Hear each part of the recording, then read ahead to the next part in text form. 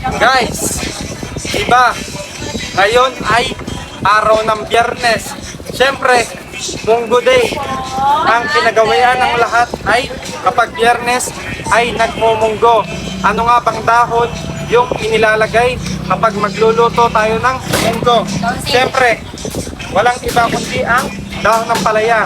Paano nga ba natin ito mape-preserve ng matagal? Kahit na ilagay natin to sa rep, dahil sa sobrang init ng panahon ngayon ay napakabilis maluto ng dahon ng kahit anong klase ng dahon.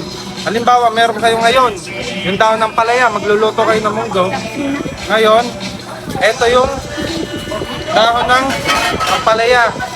Ngayon, ipa-plastic lang po natin siya at ilalagay natin siya sa rep ng ganito.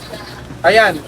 Kapag naibalot nyo ng ganito, ay pwede nyo nang hindi itali at ilagay sa rep para hindi na siya mabilis matuyo at masunog dahil sa init ng panahon.